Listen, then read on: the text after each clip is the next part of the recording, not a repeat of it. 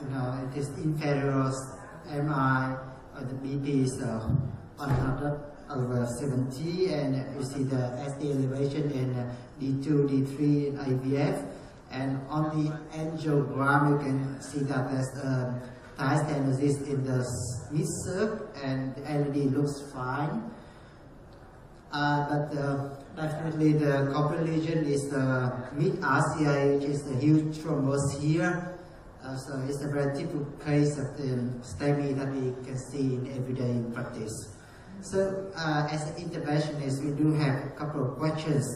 The first one, should we open the circ or not? Of course, we should open the corporate lesion, which is the RCA, but should we open the circumflex? And if yes, what is the best timing to do it? During the primary PCI, during the index admission, or just send the patient home and bring him back for after several weeks and do the stage PCI.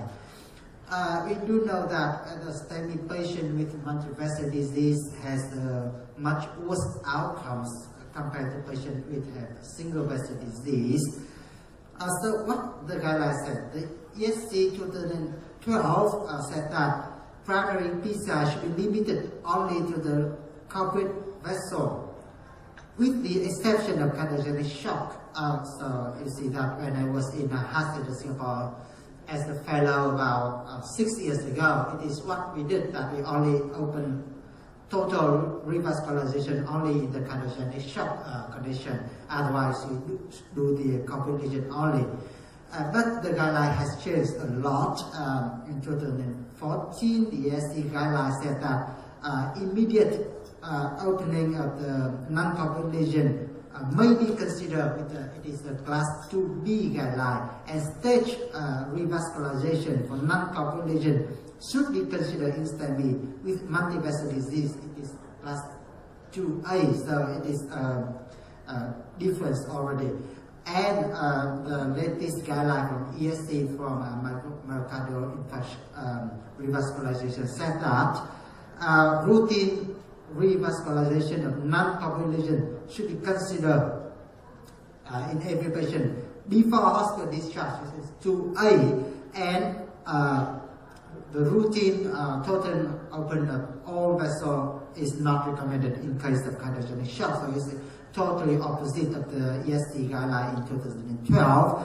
And if you look at the literature, we do have a lot of trial has been conducted in this field, and I want to notice that among these studies, only the corporate shock is the trial that is studied in the patient with cardiogenic shock. So it is a totally different clinical scenario. So what the corporate shock says, it studied about 700 patients with multivessel disease, acute MI with cardiogenic shock, and the endpoint is death plus renal replacement. And after 30 days, in the total revascularization group, the endpoint is 55%, and in the corporate lesion group only it is 46%. So it absolutely shows that doing the corporate lesion only is far better than total revascularization. And so it is a different story. And if you see the history of STEMI intervention, you see that after 20 years, we do have a lot of development and progression. We have better strategy for better door-to-balloon time. We have better devices from the first generation of stent to the second, the third, and the fourth generation. We do have a lot of assisted devices like the balloon pump, impeller, and VET, and we have better medication. We have IVERS, OCT, we have everything. But after 20 years, you can see that in the 1999, the shock trial showed that the 30-day mortality of patients with acute MI and cardiogenic shock is 46%, and in nearly 20 years after that, the corporate shock showed that the mortality rate is 45%, so there's nothing changed. So my opinion is that in the condition of cardiogenic shock, you just open the coronary lesion and then you stop, you remove the device, you get the flow, and then you're done with the vessel. So there's no need to do the total revascularization. So in case of the non-shock patient, we do have the primary trial, the COVID trial show that preventive PCI, that means that you open the total revascularization show is much better than doing the coronary lesion only, which is shown on many trials recently. And the Dynamic 3 trial show that it can be better if you use FFR to see if the vessel is significant or not. And if it is ischemic driven revascularization, it shows that total revascularization is much better with the risk of MACE is just 5% compared to 17% of the coronary lesion only. And here comes the big boys in 2019, the complete trial design. So what they did is that they opened the vessel and then we randomized within 3 days to the PCI group or the medication group. And what the complete trial says is that the total revascularization group is better than the complete lesion. And in conclusion, in the ESC several months ago, they said that complete revascularization was superior to complete lesion only PCI.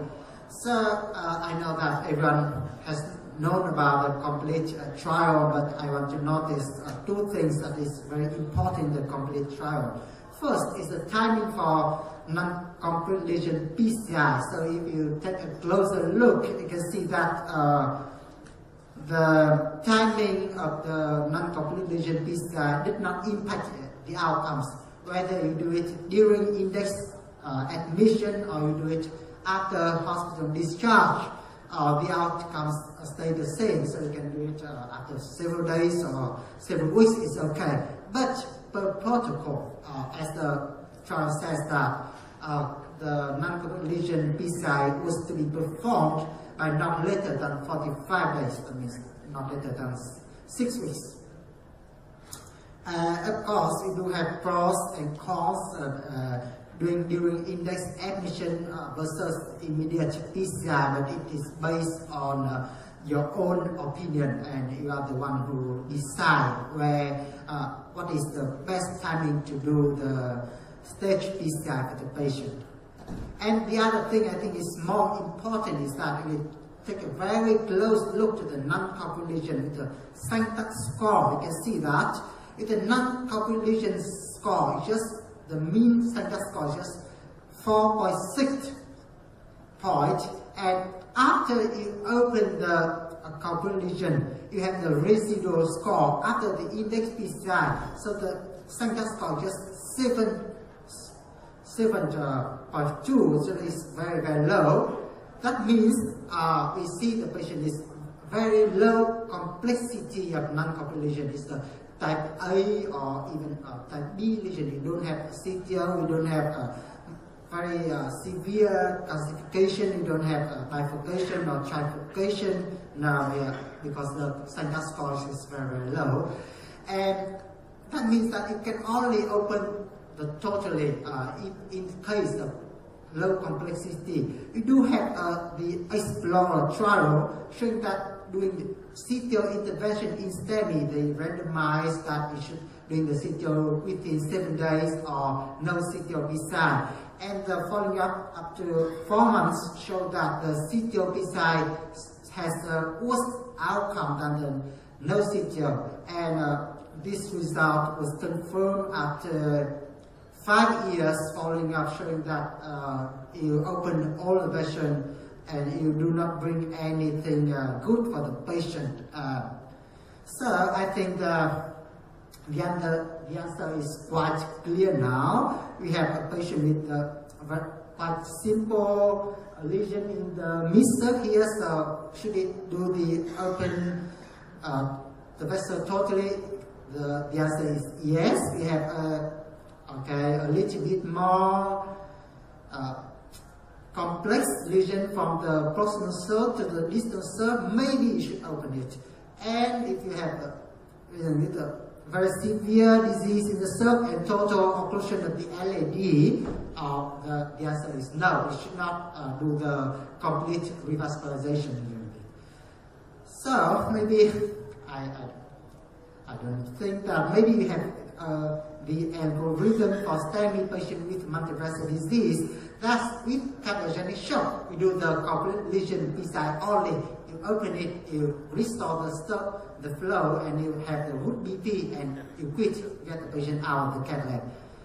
And in the patient without cardiogenic shock, with low complexity of non-complete lesion, we do the total revascularization, maybe immediate or stage PCI. And the high complexity, we consider complete lesion PCI only, and it is based on the decision of the interventionist. I hope that you guys agree with me, and I do look forward to discussion with you later on. But please come back to our case. You see, 57-year-old gentleman, one-day chest pain, BP 1120 over 70, and you see the total occlusion of the mid-RCA. It is a complete lesion. Type A stenosis of the mid-circ. So the answer is that the BP is okay. It is not cardiogenic shock, and the lesion is simple. I have to say that. So should do the complete revascularization. So my plan is to do the thrombectomy and open the distal vessel first, and then proximal part. But the aspiration catheter could not cross the distal lesion, and so I used the body whitening. I pre-dilated the RPDA and RPL with a 2.5 balloon, and then you see that after opening, I get only TB0 flow. Bolus dose of DNPT already given. GP2B3A is not available in my place. I gave heparin, the maximum dose. So you see the no flow and huge thrombus. What can you do? So I did engage the guiding catheter. I advanced the heart trail 5-French catheter to distal RCA, remove the run-through wire, then aspirate. And after a very exhausting procedure, I can be able to restore the flow. And I have to say that after 3 hours of procedure, very exhausted, long procedure, patient has severe hypertensive, acute kidney injury, and he needs hemodialysis. Later he developed severe gastric bleeding, treated by endoscopic intervention. Of course, he was discharged peacefully after 2 weeks, and the patient and family members did not want another procedure. So the conclusion is that, so you see this guy at PCR, they have beautiful things, they say beautiful words, they have the guidelines, but they look at the numbers only, p-value, hazard ratio. They do not look at the eyes of the patient, they do not touch the patient, they do not feel the patient, they do not share the emotion with the patient. In contrast, okay, the patient is yours, you have to do the best for the patient. So I hope that everyone has their own conclusion. Thank you so much for your attention. Thank you. Very nice talk. Maybe just one quick question. In STEMI patients, we are doing PCI for complete revascularization. As you mentioned, there are possibilities of causing further risk to the patient. Is there any way that you can estimate whether they have renal impairment, renal disease before you intervene, or consider to stage the procedure to a later time? Yes, thank you, Prof, for your questions. Of course, we do have some risk score to estimate the risk of renal replacement. It is a MERA score, I think. Presented by Rosanna Mera. We do have this score, but I myself don't remember it because it is, I have to say that it's very little used in clinical practice. I think it is, no one can, can predict the procedure, because you see in my case, it looks very simple. I think that is just a 30-minute case, you aspirate it and then you put a stand and you quit maybe very fast, but actually it takes more than 3 hours. So if you ask about the risk score to estimate the risk of renal failure after the procedure, I think we do have a risk score. Of course, it is based on age, based on the clinical condition, BP, baseline creatinine, but during the procedure, I think it is based on the operator only to decide that if we should prolong the procedure or not. It is not. Thank you. Yes. So we can move to the next talk. Also the next talk will be given by my colleague, Professor Lim Sutek from the Heart Center. He is talking on STEMI FFR measurement for non-corporate lesion in STEMI tips and tricks. Yeah, thanks, Prof. Good morning, friends and colleagues. Just follow on Lin's excellent talk. I'd like to mention that to do this FFR measurement for non-culprit lesion in sorry, how do I move this?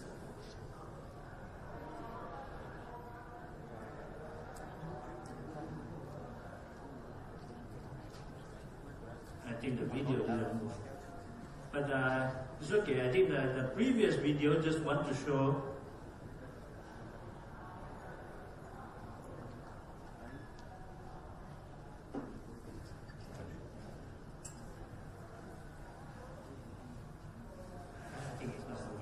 It's okay. It just showed that the patient will come in with inferior MI.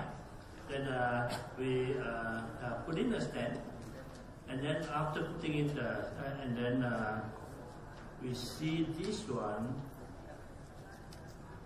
You can see that the LAD has an intermediate borderline lesions, both in the proximal to mid segment, and then the cert was okay. Sorry that I think this video not moving. Fortunately, they have put in too many videos. As mentioned by Dr. Lin, then at that point, then we need to decide what is the assessment method of the physiologic significance of this lesion, whether we just based on angiography, just eyeballing, or angiography based on physiology, things like the QFR or the virtual FFR if the software is available in the lab, or wire-based physiology, FFR or the IFR, and or we just defer it for a non-invasive stress test. And then the next thing that we need to think, that Lin mentioned, is the timing of the PCI. And this has to be individualized. And most of the trial, except the culprit trial, culprit shock trial, so that in the non-shock patient, if doable, I think the concept is if patient has a hemodynamically significant lesion, then we should try to do it early, but how early it is depends on many factors. It has to be individualized. And if we look at this earlier trial, we can see that the determination for the hemodynamic significance can be based on the angio, can be based on the FFR from the earlier study. And or in the conservative arm, maybe based on just symptoms and the non-invasive stress test subsequently. So I just want to talk about this FFR part. I think we are familiar, the colleagues here are all familiar with the FFR. I just want to touch on one or two aspects of this FFR, not so much the practical aspect, how it is done, everyone is familiar, but just a few conceptual things about this FFR. I think there are a few questions that we need to ask. Number one, in the acute phase of the AMI, does AMI cause significant changes in the non-infarct territory to render the FFR not accurate or not reliable?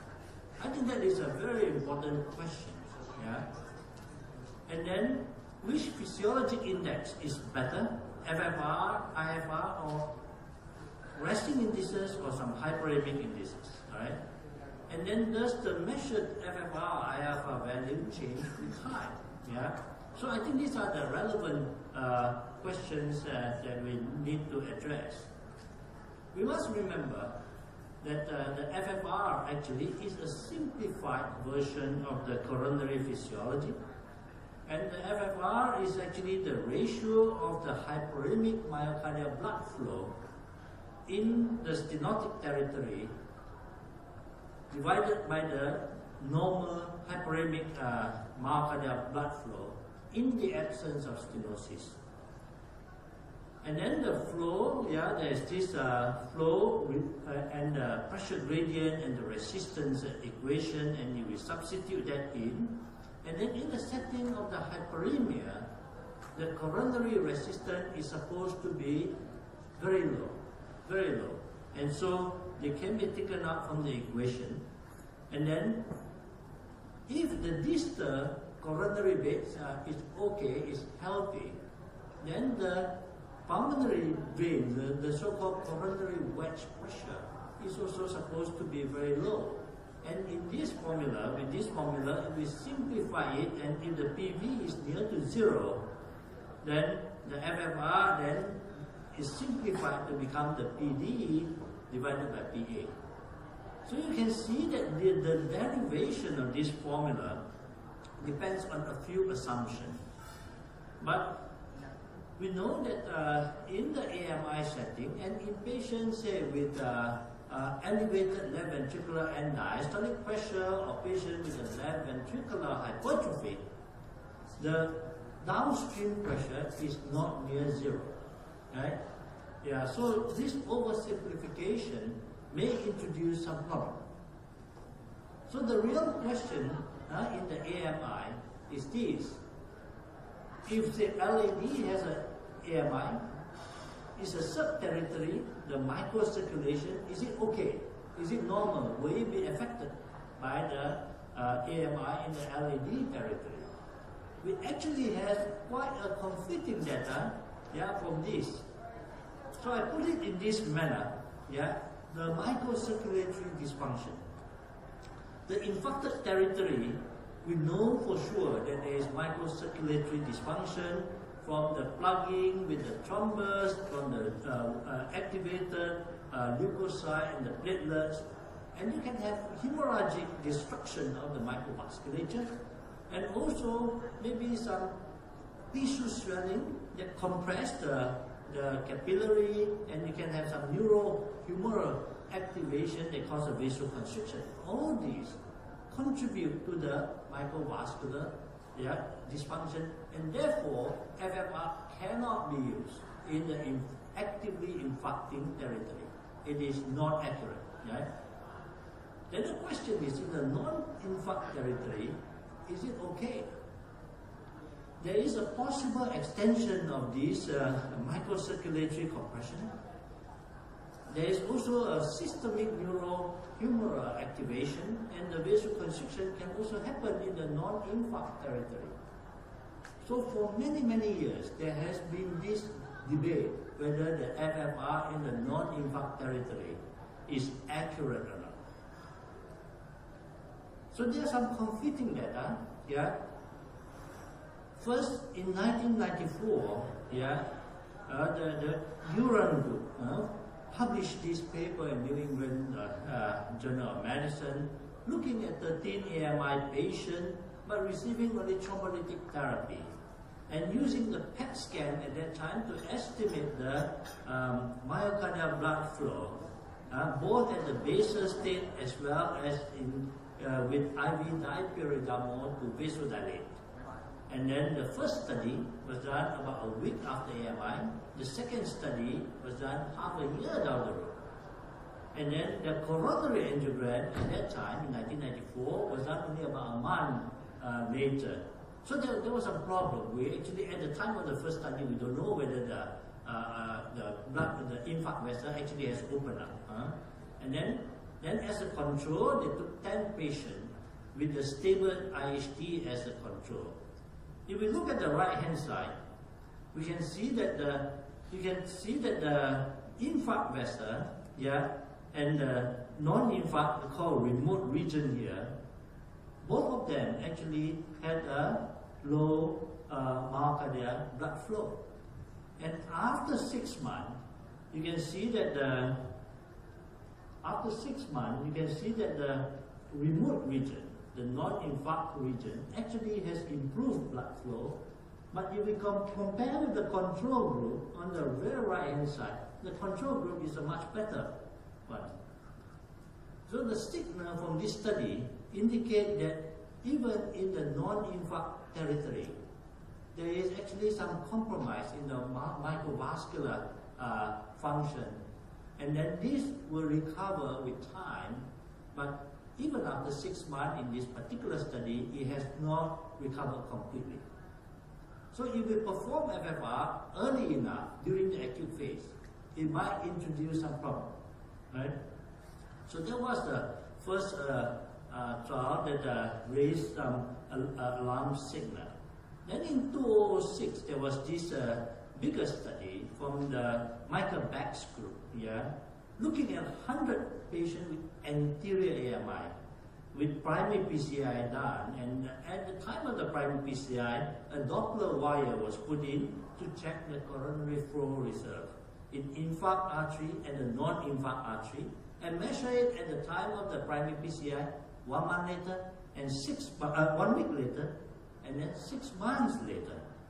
And if we look down there, sorry, the words is a little bit small, you can also see the same trend, that the coronary flow reserve actually increased gradually in both the infarct territory as well as the non-infarct vessel, yeah, gradually from the time of the AMI 1 week later to 6 months later. All right. So it again, the signal appears to suggest that during the acute phase there is microvascular dysfunction in the non-culprit territory. Then there is another study published in 2015 looking at 44, again STEMI patient, successful PCI, but this time instead of an invasive wire, they use a PET scan to try to quantify the coronary flow and look at the rest and the hyperemia. And the first study was actually 1 week after the AMI, and the second study 3 months later. And again, the same pattern emerged. So these three studies, in totality, signal the likely compromise of the microvascular bed in the non-infarct territory. And therefore, up to very recently, there has always been debate whether FFR in the non-infarct territory is okay or not, is accurate. So we look at those were the so-called a little bit negative style test, and then we look at some of the other tests that said otherwise. This one is the first one from the Brun and Nicopil group, looking at 101 patient with AMI, 75 STEMI patient, 26 non-STEMI, PCI, not necessarily primary PCI, some may be slightly delayed. And the FFR was measured in the non-culprit stenosis at the index procedure and then 1 month later. And they look at it, and then what they can say is this, that the non-culprit at the acute phase and the follow-up, there was no change. There was no increase, there was no recovery. So they assume that this one, probably not compromised, but it's difficult to, that there wasn't a good baseline, but since there is no change, their conclusion is, okay, it is alright to use the FFR for non-culprit stenosis in AMI. Then came this one in 2018 from the Korean colleagues, this is a quite an important study, They look at 100 patients with AMI, but 34 STEMI, 66 non-STEMI. So in terms of the insult to the myocardium, this one is smaller. And after successful PCI of infarct-related vessel, the non-infarct stenosis that have 40 to 80% narrowing are carefully studied. Look at FFR, look at IFR, look at the CFR, and then also look at this IMR, the index of microcirculatory resistance. And then as a control group, they take a group of the patient with a stable IHD with a similar angiographic degree of narrowing, meaning 40 to 80%, and then compare the value of the FFR and the IFR. And these angiographically, say the group with the stable IHD, maybe say 60% narrowing, and then the group with the acute MI, but in the non-culprit lesion has 60% angiographic stenosis. Let's compare and see whether the IFR and FFR are the same. So lo and behold, okay, actually they find that the patient that has a non-infarct vessel, the FFR and the IFR assessed, the value actually coincide, not too different from one with a stable IHD. And based on this, yeah, the conclusion is that, and then they also find that the tighter the degree of narrowing, yeah, the FFR and the IFR change in the corresponding manner. Alright? Yeah, the tighter it is, the IFR and the FFR drop in the appropriate and the expected manner. Yeah. So since the two of them look the same, so the conclusion is that the culprit vessel of AMI actually showed that FFR, and both FFR and the IFR can be used to assess the physiologic significance of the lesion in the non-infarct territory. And so these are some further tests of the IMR value. They are all consistent. So now we have a Korean study. They say that FFR is okay. But we have some other study. They say that FFR may not be that accurate. How do we reconcile this study? Yeah. But if we look at the patient population, the earlier study were mainly patients with a larger amount of infarction, right? And a lot of them are anterior MI or full MI, the ST elevation MI. Whereas the Korean one, yeah, 66% are non-ST elevation MI, yeah. Only 34% are ST elevation MI. We think that the amount of macular damage may be different, yeah. But what we can say is this, the FFR, IFR, IMR, and CFR in non-culprit vessel stenosis, if there is no very large MI, probably will be okay. Alright? If there is a very large MI, we are not so sure. We are not so sure. And then there is this very elegant animal experiment, again from Korea. Yeah, they create lesion in the LAD and the lesion in the circumflex artery, and then introduce the microsphere into the LAD to cause LAD infarction. Right? And then at every introduction of the microsphere, they measure the FFR and the IMR. You can see that maybe it's better seen in this view. Alright? So in the LAD, you can see that with more infarct, the IMR as well as the FFR value actually increase. Yeah? And then for the circumflex artery, which is not infarcted, but it has a narrowing created using the balloon catheter, the LAD infarction does not impact on the FFR and the IMR value in the circumflex in this animal experiment. Right? So the conclusion from this study is that the infarction in one territory does not affect the microcirculation in the non-infarct territory. I think this, so we have somewhat conflicting data, but the more recent data appear to suggest that they perhaps do not interfere with each other that much. And in 2017, there was also another smaller Italian study that came to the same conclusion, but in this case, the PET reading was only 1 week in between. They measured it at the time of initial primary PCI, and then the second reading was 1 week during the stage PCI, and then there is no significant change in the IFR and the FFR value. And they also showed that in this particular study that the IFR, without the adenosine, can also be used reasonably accurately to differentiate the lesion with the physiologic significance. So looking at all this data, back to our original question, that whether FFR is accurate when measured during the acute phase in the non-infarct vessel, perhaps we can say like this. In majority of AMI patients, and also in the swine microvascular damage model, there is no significant microvascular dysfunction in the non-culprit territory. Therefore, if this is correct, the FFR and the IFR can be used to accurately assess the physiologic significance of the lesion in the non-culprit vessel. Alright, so the take-home message is, does AMI cause changes? Probably not in majority of patients. And then both FFR and IFR can be used to assess the physiologic significance. Which is better? I think both are equally useful.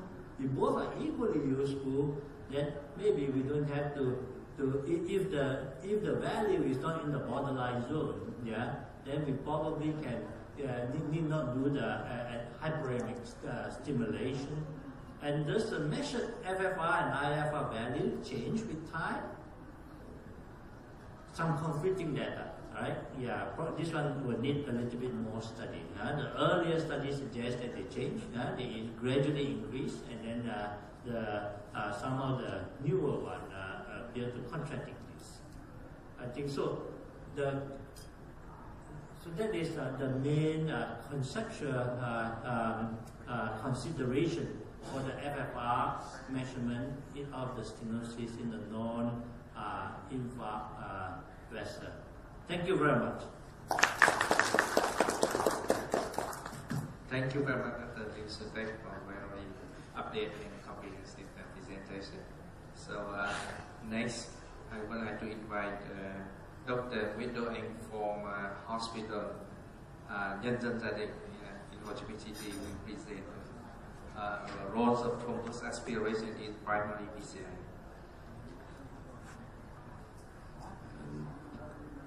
To my chairman, panelists, and volunteer, my colleagues, I'm so sorry that I don't know to prepare this lecture, this presentation in English, just with me, so that I think that I use some medical term, I use maybe not exactly.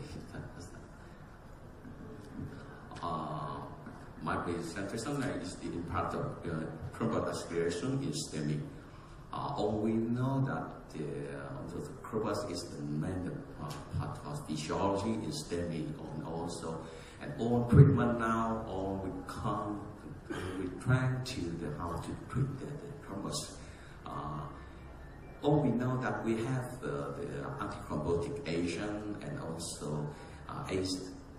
And ACE an interventionist, all we try how to thrombosation, how to aspirate the thrombus. In the past, we also have mechanic. We also, I think that the Berlin protocol is very familiar the mechanic thrombus aspiration in the past. But actually, in the past, we also some of the trial that convinced that the mechanics and manual is that the same, and so now I presented my I present when at the period of that the manual thrombus aspiration. The first trial, when we concept about the impact of the thrombosation, we started some trial. This will trade this will trade the effective of this. We started to tabac. Why choose tabac? Because all we hear that the tabac is the landmark study to demonstrate is to change our behavior. It also is change the line recommendation in ACC, in ESC. Is the single center of Montreal is the retrospective open label trial, and this is we quit the more than 10,000 patients with STEMI under BCI and randomized to the emergency room to manual aspiration. We use as bucket there. We divide two groups. The first group is we use the triple aspiration, and the second group is the conventional PCI. And the one we know that they randomize the two groups before CAG, and so that is we have a very good results that and if we assess compare the mortality is the 30 days and 30 days with two group is the conservatively is the 4% and the versus the 2.5% with the B-value is the 0.007. But actually, we continue to follow this on the patient, and we see that they also had the B-value now is the 0.004 is mean is get the statistic meaningful, and also because the good result from the tabac trial so that we change the guideline recommendation on ESC, and also the ACC is the 1 and 2 years later. But actually, I think that the happy is just only 5 years because the 5 years later we got this stroke, and in 2012 we also had the STUD trial. STUD trial is we quit all the patient with STEMI on Sweden, 29 center, and from Denmark and Iceland. We know that the patient volume is very large. We have if we compare to the tabac trial, we see that the volume wise, the stream line like to the large figure. You see, the annual volume the patient in the STUD trial is more than the 7th of the patient is randomized, and also we know that it different from tabac trial. This STUD trial we divided the two groups after CAG. It means that after we had the results of the coronary angiogram, and also we decided that even though we do the blind randomized, we were actually after the CAG results. But it's still surprising. It's the result is not the age we have. We see that STUD trial at the clinical outcome at the 30 days, and all the death from any cause or reinfection is two group. Is the PCI, the PCI with the thrombus aspiration. Is we see the B-value is not that the statistic meaningful. This means that it's two groups are the same. It's my surprise, and also the result is the same like the 6 month. If we compare of some criteria one, the CV-DAT, the CS, the pre-hospital MI, or the neuroreferral or stroke, it's not different. It's two groups. And after 1 year, when we consider about the endpoint on cardiac rehospitalization, MRIs and thrombosis, it's no different. It's two groups. I think it's the same as the news for all the fans, the interventionist fans of the thrombus aspiration. And because of the results of trial, all we know that immediately, and one is that the ACC and ERC also direct the guideline for recommendation or recommend to do the conversion when we do the primary PCI from class 2A to class 2B. But actually, not stop at this time.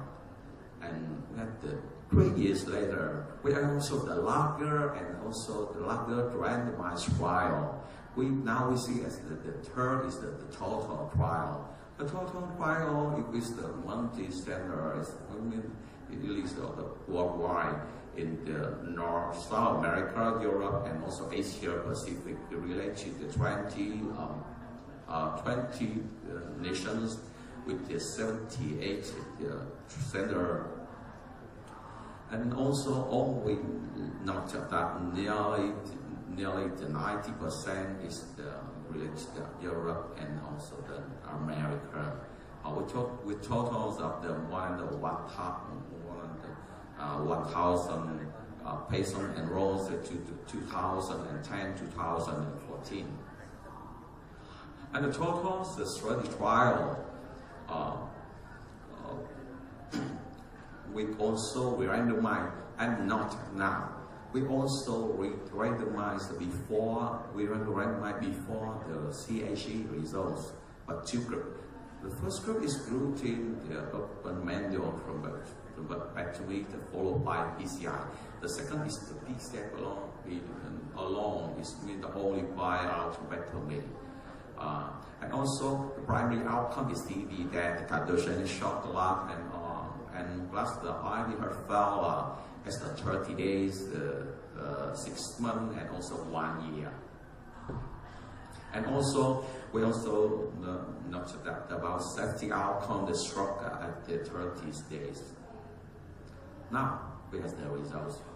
The clinical outcome of the total trial is the 30 days. We see about the CV that the shock and class 4, also thrombosis or TBL, also the same in two groups, the thrombectomy with PCI or just all the conventional or PCI alone. And even though when we consider about the primary endpoint is the CV that and by shock is the same is two groups. Is the reversibility is the 7% and 9.6%. We also look at the secondary endpoint is the CV that recurrent MI, cardiogenic shock. Also the same is two groups. I think it's the set new for all friends of the conversation at that time. And so it's no different. It's after 1 year. But actually, it's not a result, good result, but also have some related to the safety outcome. Also note that now I think it's the first trial. It was a randomized foundational trial. Wow, the risk of stroke outcome after when we do the thrombus aspiration between the version PCI. So we see that, and also the risk of stroke also raised, even though within the 30 days up to 6 months also. We see the statistic like this for simple is not that.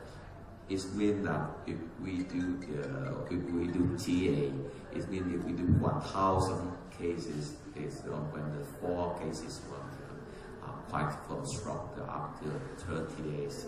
I think also another bad news. So now, keep calm, and also we just turn back and also see all the clinical evidence for positive and negative effect of the proper aspiration in PCI. We also see the trial. We see the yellow is not advocated and the green is advocated for the proper succession in primary PCI. Even though the meta-analysis, even though the rhinogram clinical trial, the TAPAS, the Espira, that's the total trial and the set, and also the meta-analysis. And always see the on the meta-analysis also had a contractility also result, even though they also despite a trend for increase the stroke rate. And also at the first day of this year, we also have the NCDR BCI from US with the very large volume from the 2009 to 2016. Also, and also with the 600, more than 600 the patient. We also know that if we compare the two groups, but one group is the group obstruction and one group is conventional, is no different. Even though we also know that the small excess risk of the in-hospital stroke, and no different outcome between the two groups as the 6 month. So, proper aspiration is definitely still an issue of debate or not. What we do now, we just think what the reason why the reason responsibility for this one reason for TA during PCI. We also know that because the different study in the sample size, the patient collect the random before after CAG, the primary endpoint, the definition factor is different from different trial, and also the timing and delay the duration, and also the concomitant pharmacology use also is make also the selection bias and the limitation of different trials. Another factor is effect is the target ratio related to the AMI. Also, we think that in fact the artery is calcified or not calcified, erratic or aneurysm artery, because we know that some lesions like this have prone to be reduced ischemic flow and static up, even though we do primary PCI. And we know that ischemic brain conditioning. Another we call the cupric lesion. The cupric lesion is mean that what is the characteristics of the lesion is the arteriosclerotic rupture, erosion rupture, and decrease of the corpus prudent is very important. But actually, we also know that is the total trial also had a subgroup. We divided two groups, is the high and low to corpus prudent. Even though we have the no meaning when we do the corpus section, even though we have the higher stroke with the high corpus section group. And the last is the success of PCI and the corpus aspiration. And at TA, we also have some mechanism to increase the incidence of stroke from the corpus, from the additional when we use the, even though we're very simple, like the sheet we use the catheter, the procedure time, even though we use a mechanic medicine also affects. And last is the stroke may caused by addition factor, because we know that the many of stroke occurred more than 30 days after primary PCI. So it's funny that we see that the line recommendation like the roller coaster for to do the corpus aspiration. We can see it's clearly with the ESC. We see the 2B, 2A, 2B, 2A, and plus 2B. And even though not only ESC and also ANC, we also now we know that in the two talk they also had the SEM and also had the same idea that it's not routine to do the thrombosuction when we do primary BCI, but just when we do selective thrombus aspiration, is class 2B, the leukocyte. So the current static of mind now, what we do? When the Dr. Zoe, the total principal investigator, said, I think we all wonder where the evidence change practice and how long is that. So I think that practice does not follow, we not follow the guideline. I think it's true because when we see the retrospective cohort study of NCDR, we see the trend to do the primary, we do the thrombus aspiration in America. It's very interesting. Even when we do by when we do the thrombosation, just only nearly about the 12% of cases. And even though after the infused AME and also some of the trial tests and total trial, the behavior to do the thrombosation is decline remarkable. Even though now you see you do in 2016 just around 5%. And also they have also another interesting statistic about the operator. We see nearly more than 30% of the operator never use the thrombosation in US. And even though 60% of the operator, they do from the 0% the thrombosation to the to 5% when cases when they do primary BCI. So now we have another idea. Interventionists have continued to use the IT in select K. Now select K always because there is some suggesting that is facilitated directing setting. Order occurred that because the heterogeneity of the trial operators and they want to mandatory to use the thrombectomy regardless of the thrombus burden, like the speak up from the Dr. Simsky of the NCDR at BCI registry. Why? Why we will never stop aspirating coronary cryptic? Because we also have the term that the oculostenotic reflex. It means that despite the irresistible temptation to do the delayed the stenosis, even that, and so now it means that in Vietnamese it means that sự cám dỗ không cưỡng lại được khi mà nhìn thấy một cái sang đường hẹp. And also now we also have the new term is the ocular thrombotic relax. We see the thrombus. We also the irresistible temper to do thrombosation because when we see relaxed thrombus, the easier to do, and also to introduce a peer thrombus to continue with make a track option to do. And also, we know that the thrombus aspiration make the primary BCI in easier and perfect image. And also now turn back to the trial. Routine trial is not helpful but selective. It may be benefit.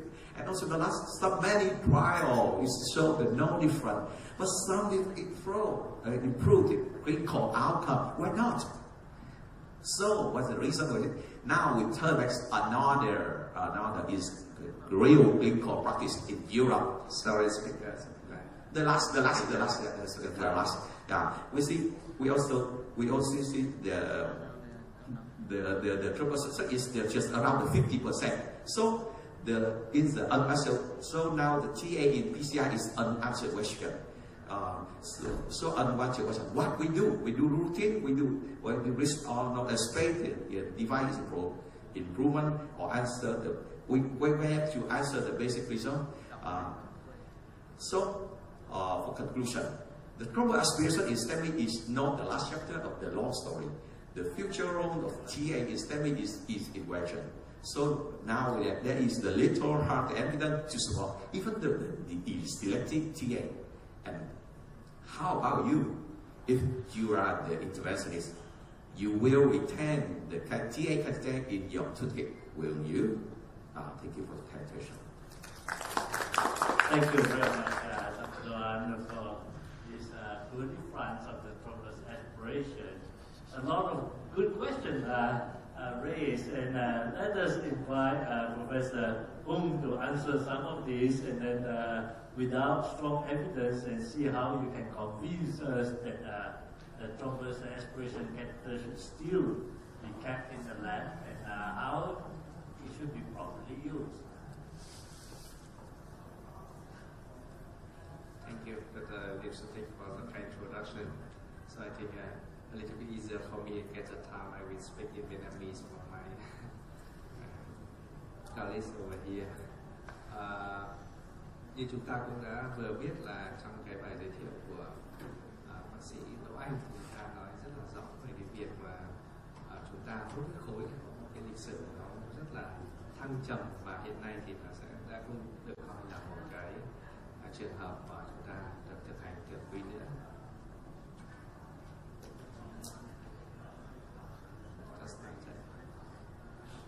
Next time.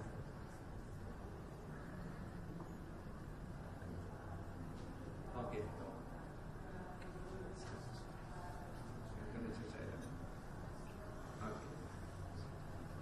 Ở đây chúng ta gặp cái ca như này, một bệnh nhân nam giới 39 tuổi, nhồi máu sau dưới giờ thứ 7 và có một cái cục huyết khối to. Đây là bệnh nhân thì câu hỏi đặt ra là hút hay không hút. Đây là chúng ta thực hành rõ ràng, chúng ta thấy rằng là cái khuyến cáo chúng ta vừa rồi thì nó đã có thay đổi rất là nhiều. Các bạn đều biết rằng là nhồi máu cơ tim cấp thì huyết khối là thủ phạm, cái này thì cũng không ai còn chối cãi nữa. Và cái tỷ lệ mà chúng ta gặp cái bệnh nhân mà bị huyết khối trong trường hợp này chúng ta thấy là rất là nhiều. Cái ước tính là khoảng trên 70%. Nó muộn hơn thì cái tỷ lệ nó thấp hơn, vì một số nó tái thông, nhưng cái chết của cái chỗ cái trường hợp nào mà muộn nó vẫn còn ấy, thì lúc đấy nó lại là rất là phức tạp ở chỗ là gì?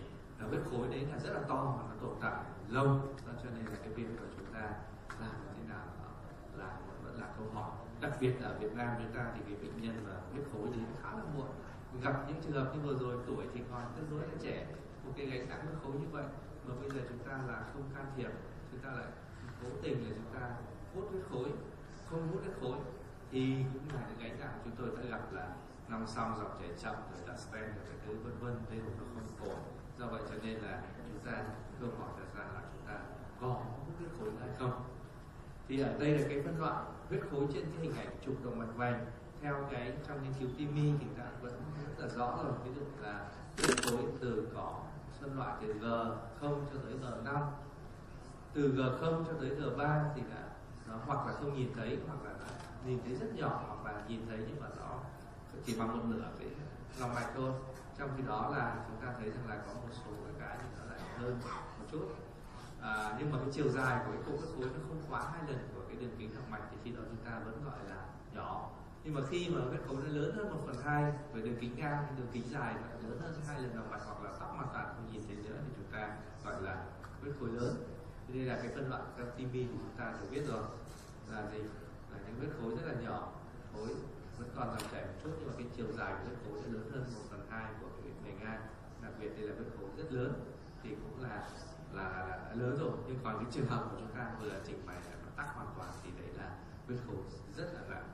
Cái câu hỏi luôn đặt ra là hút hay không hút, thì chúng ta thấy là bác sĩ Đỗ Anh cũng đã vừa trình bày rất là rõ rồi là gì, những các cái nghiên cứu thì nó hút thì được, hút thì không, rồi cuối cùng nghiên cứu tổng hợp thì cho thấy là gì, giữa hút huyết khối và không hút huyết khối về các cái biến cố chính về tử vong không khác nhau có ý nghĩa thống kê, có vẻ hơi nghiêng một chút về cái hút huyết khối. Tuy nhiên là cái biến chứng gây ra tai biến lại là cao hơn ở cái nhóm mà chúng ta hút huyết khối, hay nói cách khác là nó ủng hộ việc chúng ta chỉ cắt một vài thôi. Cái sự tai biến mạch não gây ra cái stroke này thì nó là cao hơn một cách đáng kể. Do cho nên là cái khuyến cáo mới nhất thì người ta nói không chỉ định hút huyết khối thường quy cho những cái bệnh nhân bị nhồi máu cơ tim mà chúng ta can thiệp từ đầu. Và đặc biệt là người ta cũng nói là chưa rõ cái việc của chúng ta hút huyết khối thì nó có mang lại hiệu quả gì hay không, nên là nó rõ, nhưng nó vẫn là trong những cái trường hợp mà chúng ta gọi là thực hành lâm sàng, những cái ca mà đặc biệt thì chúng ta vẫn có quyền hút khối. Và chúng ta cũng vừa được nghe bác sĩ Anh báo cáo là cái tỷ lệ mà hút huyết khối nó giảm số rất nhiều, nhưng hiện nay nó chỉ còn khoảng 5% các ca nhồi máu cơ tim ở Hoa Kỳ, dưới 5% mà thôi. Nhưng ở Việt Nam chúng ta thực hành lâm sàng, chúng tôi cũng thấy là cái tỷ lệ chúng tôi hút nước khối cũng còn khá cao, bởi vì gánh nặng nước khối vẫn rất là nhiều, khoảng 10 đến 20% trường hợp hiện nay chúng tôi vẫn hút nước khối cho những trường hợp bệnh nhân như vậy. Thế bây giờ vấn đề chúng ta là về đi sâu về mặt kỹ thuật thì chúng ta hút nước khối thì có mấy phương tiện. Ở Việt Nam thì cái máy hút nước khối mà Angiojet này thì ở chỗ trung tâm viện tim mạch chúng tôi có, chúng tôi rất ít khi sử dụng tới. Còn đa số là dùng các cái phương tiện là chúng ta gọi là manual, chúng ta hút nước khối bằng tay. Một số các cái trường hợp huyết khối rất là nặng, các bác sĩ còn sử dụng cái dụng cụ lấy huyết khối của mạch não là chúng ta người ta còn có thể sử dụng như vậy, nhưng mà cái đấy thì nó ít hơn. Thế thì câu hỏi đặt ra là làm thế nào cho nó an toàn? Tại sao cái tỷ lệ mà nhồi máu não, một tai biến mạch não của những trường hợp mà chúng ta hút tiền nó lại bị tăng lên một cách đáng kể như vậy? Thì và trong thực hành chúng ta vẫn nên sử dụng trong một số trường hợp nhất định. Thì cái vấn đề mà hút huyết khối bằng máy gọi là Angiojet này thì chúng tôi cũng xin không đi sâu quá vào đây. Thì chúng ta các bạn sau này các bạn có thì chúng ta biết là nó có các cái cơ chế khác nhau bằng máy, trong đó hiện nay hay dùng nhất là cái Angiojet này. Thì cái cơ chế của Angiojet này gì? Nó là một cái cơ chế nó làm phun ra một cái chất là tan cái cục máu đông, nhưng mà cái lỗ đằng sau nó thì lại hút luôn cái cục máu đông vào. Ở đây thì chúng tôi muốn thấy đây, chúng ta thấy là gì? Khi nó phun ra những cái dịch để nó làm tăng máu đông và những cục máu đông bị đập vỡ nhỏ và nó sẽ hút vào trong cái lòng mạch như vậy. Tuy nhiên cái này về mặt hình ảnh thì rất là đẹp, khi chúng ta hút huyết khối thì chúng ta lại thấy là nó hút hoàn toàn được cái hết sạch cái trong cái lòng của mạch vành. Nhưng mà thực tế là cái thử nghiệm lâm sàng của nó thì lại là không có hiệu quả hơn, thậm chí có thể làm tăng một số yếu tố nhất định, và đặc biệt là nếu so sánh cái hút bằng tay trước đây thì nó không hơn gì, giá thành tốn kém. Tuy nhiên nó vẫn là chúng ta là bác sĩ hành lâm sàng thì với những ca đặc biệt và gánh nặng khối rất lớn thì chúng ta cũng cần phải sử dụng cái đó. Và sau đó chúng ta thấy lịch sử ra đời một loạt các cái ống hút khối với các cái thiết kế hình dạng khác nhau. Nhưng khi chúng ta là bác sĩ lâm sàng chúng ta phải tìm hiểu là cái ống hút khối của chúng ta là loại gì, đường kính ở trong lòng nó là bao nhiêu, loại 1 và 2, vừa với cái dây dẫn gì, độ dài catheter là làm sao và nó có khả năng nó cái miệng sợi thì nó mềm dẻo, nó uốn được không, hay là nó chỉ là cái ống mà khi ngày xưa nó chỉ là cái ống nhựa khi chúng ta đưa vào rất dễ gập gãy. Và cái đặc biệt là những cái loại nó có một cái stylist, có nghĩa là một cái dây ở trong để nó làm cho cái ống cứng hơn không, để chúng ta luồn được nó sẽ tốt hơn hay không. Thế do cho nên là trước khi làm cái này những cái mà bác sĩ chúng ta phải tìm hiểu trước đã, phải có quyết định. Thứ hai là một số các cái vấn đề về kỹ thuật chúng ta phải lưu ý là gì, nên sử dụng cái này chứ không nên sử dụng Angiojet thì rất là rõ rồi. Muốn hút được huyết khối bao giờ phải lái đường gai quay qua chỗ tổn thương đã, không lái đường gai quay qua chỗ tổn thương thì tuyệt đối không được bao giờ đẩy qua. Hút huyết khối thành công thì cho phép chúng ta xác định được rõ tổn thương và đoạn xa mạch vành nhồi máu để chúng ta quyết định can thiệp. Và có hai cái trường phái, một là người ta để cho an toàn chúng ta có thể hút huyết khối thì chúng ta nên bắt đầu là chúng ta biết là khi hút huyết khối chúng ta để cái âm tính, cái slang âm tính chúng ta khóa lại, nhưng đến khi trước cái tiến được cái ống thông đến trước khi cái chỗ mà gặp cái huyết khối thì chúng ta mới mở âm tính ra và chúng ta đẩy nhẹ cái ống thông, thì khi đó nó hút được cái cục huyết khối vào thì rất là an toàn. Nhưng cũng có những trường hợp là không làm được như vậy thì chúng ta lại phải đẩy cái ống đó vượt qua cái cục huyết khối đó, xong chúng ta mới mở ra và chúng ta hút ngược trở lại. Thì ở đây là chúng ta muốn làm kiểu gì thì chúng ta hết sức là lưu ý để cho nó là an toàn thì chúng ta nên hút từ đằng trước, chúng tôi sử dụng như vậy. Thứ hai nữa là chúng ta đẩy ống thông tốc độ rất là chậm thôi, đẩy đến giữa tổn thương thì dừng lại một nhịp rồi tiếp tục đẩy ra xa hơn nếu có, và chúng ta có thể hút 2 đến 3 lần hoặc là có thể hơn. Một vấn đề cực kỳ lưu ý nữa là tại sao xảy ra biến chứng là khi chúng ta rút ống thông ra vẫn phải luôn để ở chế độ âm tính, kể cả khi nó đang nằm trong guiding catheter và cho khi chúng ta hút hết ra ngoài và chúng ta hút hết cả cái chỗ máu trong guiding catheter, là sau khi nó hút cái ống hút khối ra ngoài rồi chúng ta lại hút cả cái máu trong catheter nữa, và chúng ta phải bơm và khẳng định là hút huyết khối có thành công hay không. Và khi những cái mạch rất là lớn thì thậm chí trong một trường hợp chúng tôi có thể dùng những cái thiết bị khác thay vào những thiết bị nó ống lớn hơn, ví dụ như các cái guiding ST của chúng ta, guiding lớn hơn để hút vào tận sâu. Tuy nhiên khi làm những cái này chúng ta phải hết sức là chú ý là nó không phải là đơn giản như chúng ta nghĩ. Đây là một trường hợp ví dụ như là chúng ta mô phỏng là chúng ta hút huyết khối của một trường hợp bằng một cái dụng cụ export catheter thì người ta sẽ hướng dẫn để các bạn có thể dễ hiểu hơn trong cái trường hợp như vậy.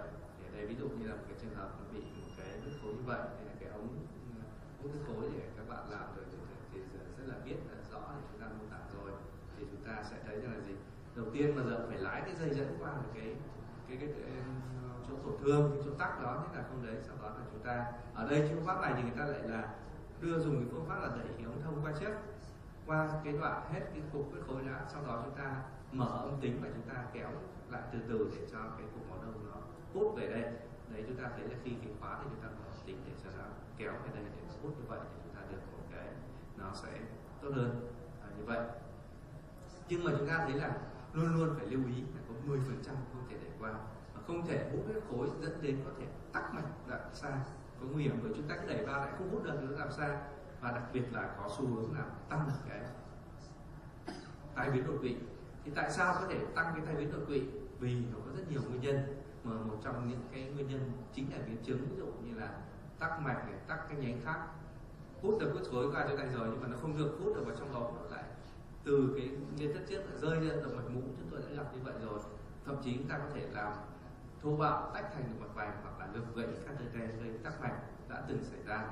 Để có một số các cái mẹo hơn thì chúng ta có thể dùng các cái lõi ở trong này để chúng ta đẩy để cho nó rất ít bị gập hơn. Thì một số các hãng đã thiết kế có cái lõi ở trong rồi, hoặc là có thể dùng các hệ thống guiding catheter như là các cái ST để chúng ta biết được. Và nếu không có dòng chảy thì chúng ta phải có rút, thậm chí nếu chúng ta không biết động chúng ta phải rút cả cái catheter ra.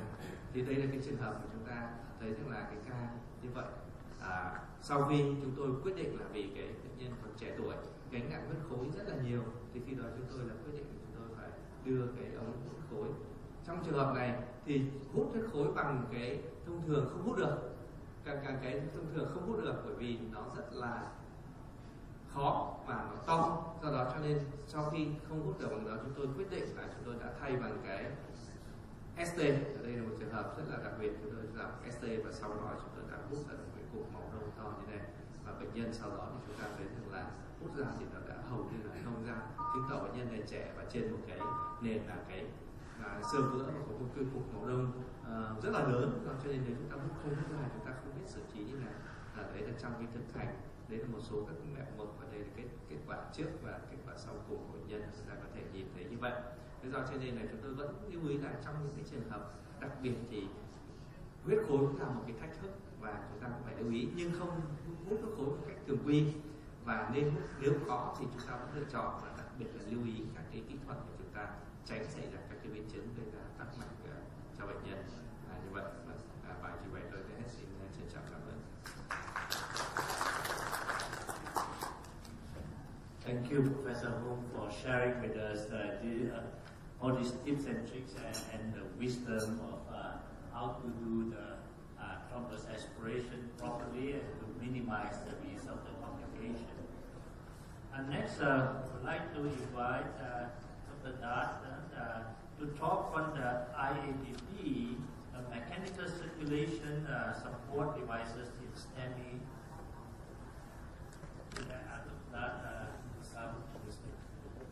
Good evening, good afternoon, Professor Chairman, panelists, and my colleagues. I'm very happy to be here today to give out my presentation. And the time is over, so I would like to cut down some slides. So my topic today is the mechanism circulation support devices in the STEMI. So currently available percutaneous device dominantly adopted in the IBP, and then we have active ventricular assist devices at the impala and tandem heart system. And of course, we have the ECMO life support, and there are some new devices on the horizon set, the HeartMed and IVAP 2L. But I think we all agree that the most available device are IBP, impala, and ECMO and tandem heart system. So we will focus on these devices in the next 15 minutes. So let's start with the EIBP. The EIBP mainly consists of the balloon mounted on the flexible catheter with the catheter, and it's approximately about 7 to 8 frame, and the position is adjusted to the left subclavian artery.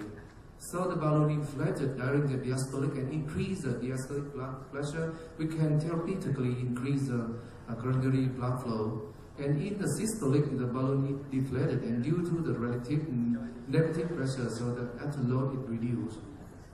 So of course, we have the EIP SOC 2 trial. It's the largest so far the randomized control trial in the cardiogenic shock. And here the 600 patients who are either randomized to EIP or control. As you can see, that the 30 days and the 12 months mortality was similar between the group treated by EIP arms and as compared to the control group. And this result were reinforced by the lack of differences in secondary endpoint. So the current guidelines do not recommend the routine use of EIP in cardiogenic shock. But however, as you know, some experts still believe that selected patients may profit from this device. So then we have the lab active ventricular assist device, and start with the Impala. So this one, the flow pump, which is inserted into the left ventricular, and here the blood is sucked from the left ventricular and prepared to the turbine to the aorta. And this shows the most empowering features of the device is that we actually have the LV unloaded and the anti-grade flow in the aorta. And percutaneous approach for the Impala we can perform with the 3.5 system in the CP system, and we can upgrade to like 2.5 liters per meter per minute under the perfect situation, and the CP system can up to the 5 liters. So the tandem heart is a percutaneous implantation, the ventricular access device, and this one is a transector cannula that offers the unique approach to the circulatory support by balancing two criteria factors. The first one is powerful pump to the end organ perfusion, and the second one is transector cannulation of the left atrium to the decompressing breast of the left ventriculars. So what about the evidence concerning this active left ventricular assistance device? So far we have 4 randomized control trials have been performed using the tandem heart versus the EIP control.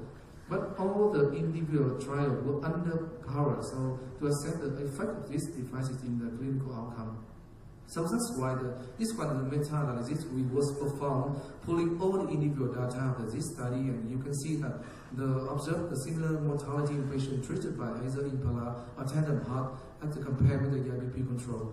Nevertheless, with only 148 patients randomized, the study, I think the power is quite limited. So then we have the ECMO system as the most invasive system, and this one, the approach is a femoral arterial venous approach in the cardiogenic shock patient, and we have very big venous cannula inserted in the right atrium. The blood with one comes to the right atrium, pump into the extracorporeal membrane, and at this distance, the oxygen is come back to the aorta. So that's why we use a very big cannula, 18 frames, and we have retrograde perfusion into the aorta also. So there is no randomized trial on using the ECMO. So far, we have the propensity score match observation analysis available, and again, the group from the Amsterdam recently performed. And as you can see here, currently there is no evidence that ECMO significantly improved the clinical outcomes as compared to active left ventricular assisted EIP. So in theory, the mechanical support devices offer a lot of beneficial hemodynamic effect depending on what assist device you use. And when you think about the Impala, you have a nice LV uploading. When you think about the ECMO, we can revert the hypoxemia. When you think about EIP, it has been associated to improve the coronary perfusions. But however, mechanical support devices are also associated with the complication. If you think about the very big cannula size, of course you think about the bleeding and lack of the ischemia limbs. And we know that the cardiogenic shock is not just a simple hemodynamic problem, but well recognize also the systematic disease. And bleeding as well with the lack of the ischemic can further trigger the systemic inflammation response syndromes. And when, of course, we have a lot of artificial on the body surface inserted into the body, and this is a good trigger an inflammation response. So this could be an explanation why so far we did not observe the improvement in the clinical using all the mechanical support device. And this beneficial dynamic effect are partly counterbalanced by the complications. So if we want to achieve our goal to using the mechanical support devices, we have to first thinking about the timely eventually. There are some patients we just in a few type of the situation with even the best device cannot save him If we, including the patient, exclude patient in our trial, we cannot prove the system work, we cannot change the clinical outcome independence of the device. And further, if we have the device, with the less invasive associated with the less severe and complication. And we could use this early stage of the cardiogenic shock, whereas it's more severe, more invasive devices, so that the ECMO, which is associated with a more severe complication, may be restricted to the different form of the cardiogenic shock. And so timing is essential, and cost of the balance between the beneficial hemodynamic effect and the complication should be in our focus. So if we want to, the system have the beneficial effect on the clinical outcome, it has to run, and we have to keep the system running. And on the other hand, we should try to prevent complication, and often just possible, the management of complications should be optimized. And this one I want to show you a couple of minutes how to achieve the optimal support and manage the complications. So what is the most common reason for the inadequate support? Evidently is the inadequate position of the device. And as you can see that in the right X-ray image, you can see that the X-ray marker of the tip of the intra-aortic volume pump is very high. Somewhere on the left subclavian artery, so you need to remove it to a lower position, allow the system work properly. And in the middle image, you can see that the impella is inserted too far in the left ventricular and then doesn't really work anymore. So you have to have it again to remove it a couple of the centimeters under the echo or flow control. EIP reposition can be set performed without any additional imaging in CCU. With impella echo, you need some kind of imaging, either echo or fluoros. And then at the bottom image, you can see that the venous cannula appear to be rather high. And if you want a good flow, you can first leave it like that. But if you have the problem with the inadequate support, it is most likely the problems. So if the cannula position adequately, you have to inadequate flow due to the volume problem. You have to remember that if you have more than 20 frames venous cannula in the right atrium, you also can see the kick-click line in this. And venous alarm is set on, the cannula is shut down to the right atrium, so you have to reduce the flow, give the volume and the system run again. And concerning the impella, evidently you allow volume, but you also think about the fact right of the heart failure and the low volume in the left system. And the sixth thing, I think that you should escalation to the ECMO. Then the detrimental complication is the thrombus formation, and especially setting of the ECMO, you have to remember that we haven't have the retrograde flow in the order. So after load increase, so some patients will have the very low injection in the left ventricular, and it can lead to the complete thrombus formation in the left ventricular. On the other image, the thrombus formation of the aortic valve in the patient doesn't eject anymore. So you can see it maybe result in the intensive anticoagulation. In any case, you see the patient does not inject anymore ventricular, you have to think about the venting mechanisms. So concerning about the complication, of course we have the bleeding is in the major problem, and it is a hematoma from the groin. The patient had performed ECMO, and what you can see that very routine practice. And the diffuse bleeding, you have to take care of local bleeding by the compression or sending back the local epinephrine. And a major bleeding problem, you have the incidental decannulation. I think that you have to clamp the line, you stop the pump, start the CPR and control the bleeding. But most of the case, the next couple of minutes, the patient will deteriorate and die. This is mainly due to the fact that the patient moves independently. Most of the patient mechanical ventilated and deep sedation. But there are some situations. You don't want the patient to be the mechanical ventilated. For example, you want to see how the patient is doing, and you can stop the sedation. It's a very, very dangerous situation. And in emergency situations, such as the patient with the hypoxic cramps, the most rapid way to stop the patient from moving is the sedation plus muscle relaxant. And this one is an ischemic limb queue, approximately about 10 to 15% of all the patients treated by ECMO. And PAL may not be palatable because the ECMO is non-pulsatile flow, and you have to use some kind of imaging or take a really close clinical to follow the patient and make sure all the patients with the ECMO have the antiaggressive with distal limb perfusion and correct the patient position in the right way. So you also have to control the great cyst is not king, and sometimes we can see that the thrombosis will occur in the implantation, and you have to refill, like in this patient you have the complete occlusions. You have to control this one and to prevent the accessory complication.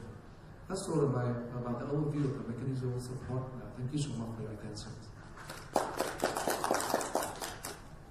Thank you, Dad, for this very comprehensive coverage of the mechanical circulatory support devices and how to avoid and manage some of the complications.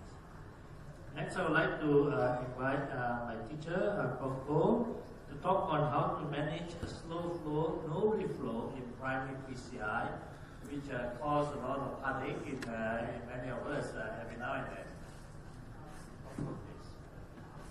Thank you, Prof. Lim. I'd like to take this opportunity again to thank Professor Hong and Kwang and the rest of the organizing committee here for inviting me to participate again in this really wonderful meeting, and really appreciate coming here again.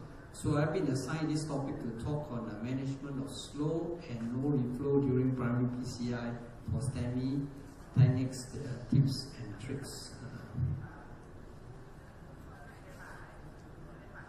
No conflict for this one. So, well, we know that I had to discuss one case in Malaysia live, and they presented a case for me to discuss. And this is a 51-year-old anterior AMI patient who had received intravenous streptokinase following cardiac arrest and had PCI done the next day because it's very tight LAD lesion. You can see that after ballooning there was some slow flow already, but the operator decided to still continue with stent implantation, and following stent implantation basically there's no reflow at all. So the issue is what happened and what should we do? Well, we know that if you have no flow at all, then especially in the setting of acute myocardial infarction, it's going to create a major problem for your patient. As we had heard from many of the previous speakers, that if you have no reflow during myocardial infarction, then you are going to infarct your left ventricle, and your left ventricular infarct size will enlarge, will become bigger, as well as the cardiac function will deteriorate. And what that translates is that at 5 years, your outcome is going to be bad. Your 5-year survival really is not good in this really quite big series of patients, of more than 1,000 patients. We look at patients who have no reflow, the outcome is much worse compared to patients who have normal flow.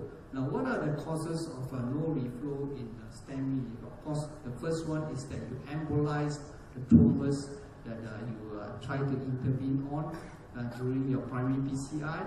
But more importantly, I think and I believe that the atraumatous emboli that occurs together with the thrombus is the one that really results in permanent occlusion of the small arterioles and capillaries, and that probably infarcts the vessel. Also, there's, because of the myocardial infarction itself, there is inflammation and edema, and that contributes to slow flow and no reflow. If you add on top thrombus and atraumatous embolization, which can also produce spasm of the arterioles, and therefore also in the vicious cycle cause the slow flow and no reflow to occur.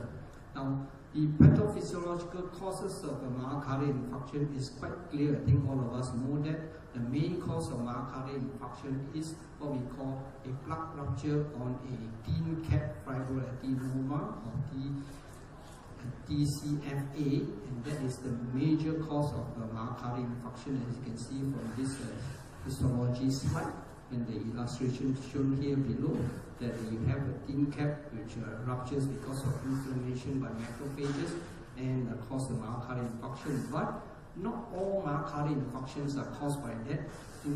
Quite a significant proportion are caused by just plaque erosion.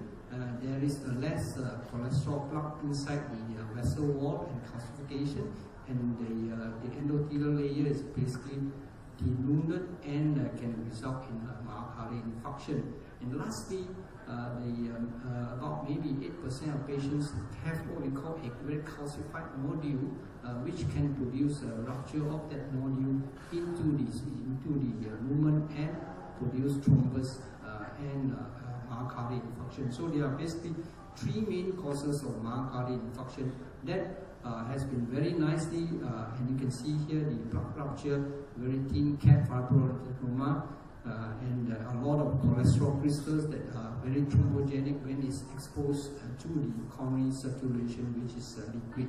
Now, there is a very elegant study from Japan. They do a lot of OCT and IVUS, and this is the main one study that looked at a contiguous series of patients, not many, maybe about 100 over, doing both OCT and IVUS after thrombectomy in patients who undergo primary PCI within 12 hours of the presentation. And they did the OCT as well as IVUS because one can demonstrate the plaque rupture nicely and the erosion, but they cannot look at the underlying wall as good as the IVUS. So you can see that in IVUS there is a big gap here, but OCT demonstrates it very much clearer. This is the plaque rupture pathophysiology, but the erosion here you can see very nice thrombus forming on it, but there's no sort of ruptured area around that plaque erosion, and the calcification is a small area but a lot of calcium. You can see here the whole vessel wall is basically calcified. But I'm trying to show you this because we can know the different pathophysiologies in patients who have these lesions, these different type of lesions, and how they can lead to thrombus, embolization, and slow flow, no reflow. So if you do a OCT of these plaque lesions, you can see that the lipid layer is very high in plaque ruptures, TICFA is very high, but if you IVUS that, then the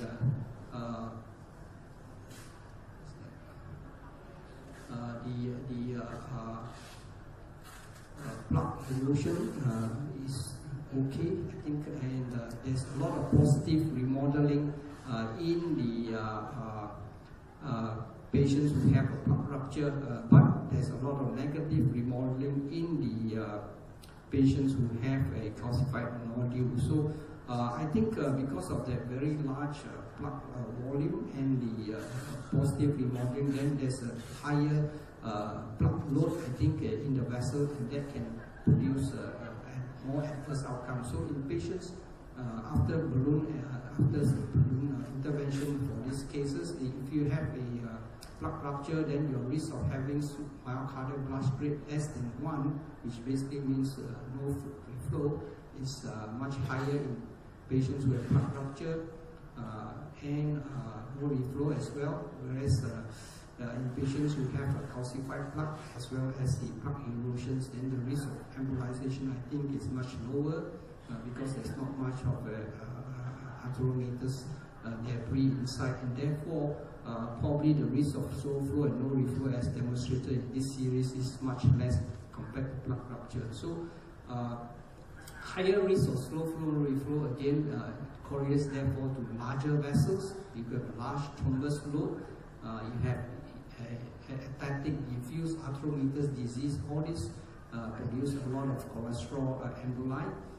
If you have a late presentation of your STEMI, then the thrombus tends to be harder, bigger, larger, and therefore again produce thromboembolism, and of course cardiogenic shock, or cause of vein graft occlusion, also produce all these infarcts and slow flow, no reflow. So how do we go about preventing slow flow and no reflow in STEMI? Of course, we need to preload them as quick as they arrive at the emergency department with the high dose statin. It sounds very illogical to give them first because you know that statins take some time to work, but I'll explain a little bit later on. So that's what we should do, even if they are already on statins. We could also consider giving them 2 intravenous or intracoronary in the cath lab 2B3A blockers if you have them. We hardly ever use them, I think, in Asia, so not very many centers do that, and I think in our heart center also we do not routinely use that, unfortunately. I think because also of cost. Thrombus aspiration, if you note that there is a very large thrombus code, or it's a large vessel, a high risk of thromboembolism, as well as a prolonged presentation of the case. So this is the trial that suggests that if you do give them statins before your PCI, then it might be useful. This is called a secure PCI trial, quite a big trial, looking at I think maybe 2,000 patients or so. In the overall trial was negative for use of statins, but this trial looked at both non-STEMI as well as STEMI. In the subgroup of patients who had STEMI, actually there was a benefit if you give them high loading dose of atorvastatin. So I think we would have to consider using this, even though the trial is negative, because I don't think there's any major side effects from using this drug. So should we aspirate the thrombus if we see a big thrombus? If we know from the total trial that was presented by the Professor Hong and other speakers that they have a higher risk of stroke because it's a huge thrombus there, and also can cause embolization. If you look at the total trial, what causes the 30-day mortality? One of the main causes is that you have a high thrombus grade load. Okay, so as Professor Hong has mentioned, if you have like more than 3 or more, a huge thrombus, there's a risk of mortality for these patients, and that also correlates in certain instances, as demonstrated here.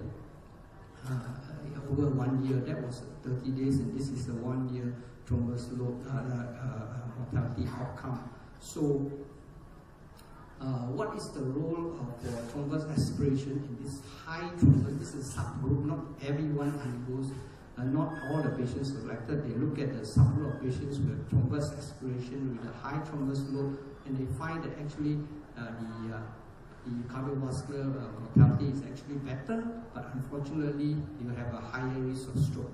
So should we do thrombus aspiration in high thrombus load of patients? The trialists themselves did a collaboration among all the 3 big trials, the TAPAS, the TASTE, and this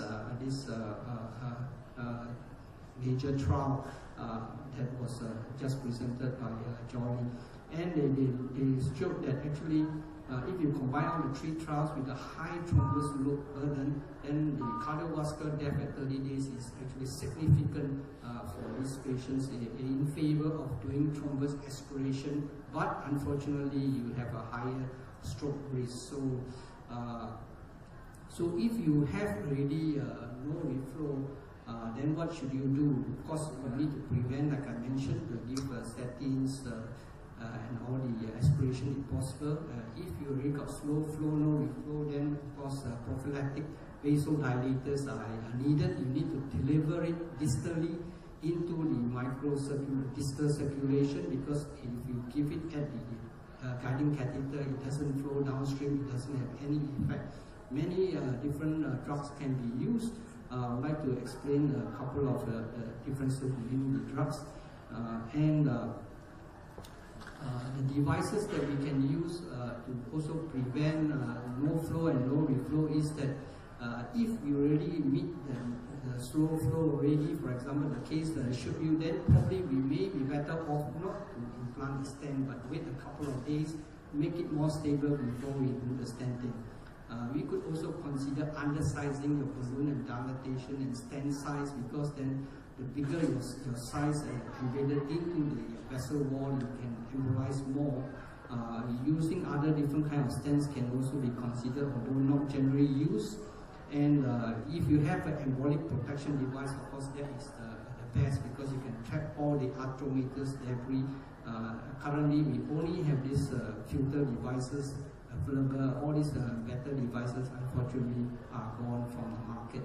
Well, if you already no flow has already occurred, then try not to post-dilate your stent if you have already implanted a stent, okay? And then try to re-establish flow, like I mentioned, giving the vasodilators, aspirate, thrombectomy, provide hemodynamic support. In terms of using adenosine versus nitroprusside, apparently nitroprusside gives you a better outcome, but it depends on the dose of adenosine. It's still controversial, so not quite sure exactly what is the optimal drug to use.